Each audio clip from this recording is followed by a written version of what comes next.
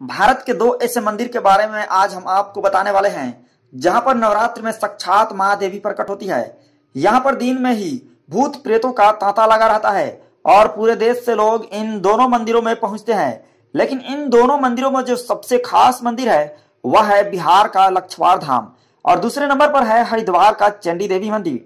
तो सबसे पहले हम आपको बताते हैं बिहार के गोपालगंज जिले के लक्षवार धाम के बारे में, जहां मां दुर्गा की मंदिर है और यह मंदिर कोई सामान्य मंदिर नहीं है। वैसे तो यहाँ पर हर रोज लोगों की भीड़ लगती है, लेकिन नवरात्र में और भी ज्यादा यहाँ पर भीड़ उमड़ती है और इसका सबसे बड़ा कारण है इस मंदिर के माध्यम से लोगों के दुखों से छुटकारा मिलना।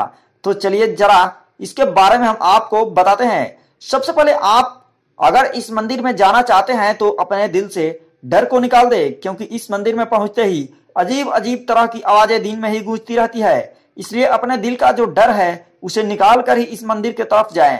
कहीं पर कोई औरतें रो रही है, कहीं पर कोई चिल्ला रहा है, कहीं दैवीय शक्ति की आवाज आ रही है। इस तरह की बहुत सी चीजें आपको देखने को मिलेगी। यहाँ पर महादेवी साक्षात अपनी शक्तियों का प्रदर्शन करती है।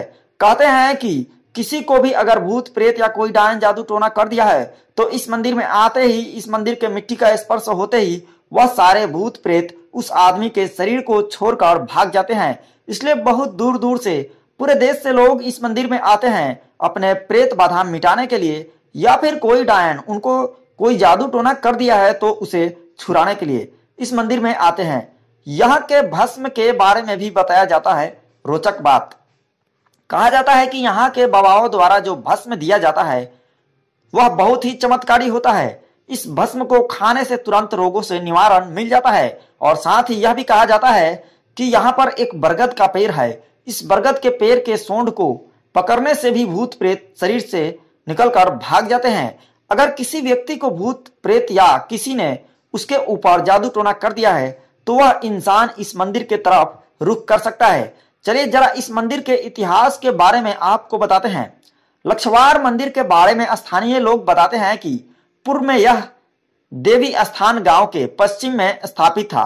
लगभग 100 साल पूर्व नारायण टोला सिंहपुर निवासी बाबा कल्लू पांडे को देवी ने दर्शन दिया और कहा कि मेरे इस स्थान को गांव के पूर्व दिशा में ले चलो। इसके बाद बाबा ने नारायणपुर पंडित टोला के पूर्व लक्षवार धाम में देवी के स्थान को अपने ही जमीन में स्थापित किया और देवी का पिंड रख एक कोठरी बनाकर रहने लगे।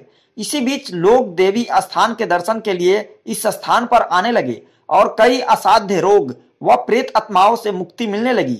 यह बात धीरे धीरे फैलती गई। आज इस मंदिर में प्रत्येक दिन रोग और भूत प्रेत बाधा मुक्ति के लिए सैकड़ों की संख्या में लोग आते हैं। ऐसी मान्यता है कि यहाँ आने वाले लोग अपनी समस्याओं से मुक्त होकर ही वापस घर लौटते हैं। नवरात्र के छठे दिन होती है विशेष पूजा।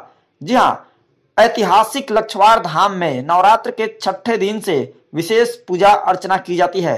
समझा जाता है कि सप्तमी व अष्टमी को यहाँ आने वाले भक्तों को उनकी तमाम समस्याओं से मुक्ति मिल जाती है। ऐसे में दूर दराज से यहाँ भक्त जमा होते हैं। और चलिए अब हम आपको जरा दूसरे नंबर जो मंदिर है उसके बारे में बताते हैं। चंडी देवी मंदिर हरिद्वार।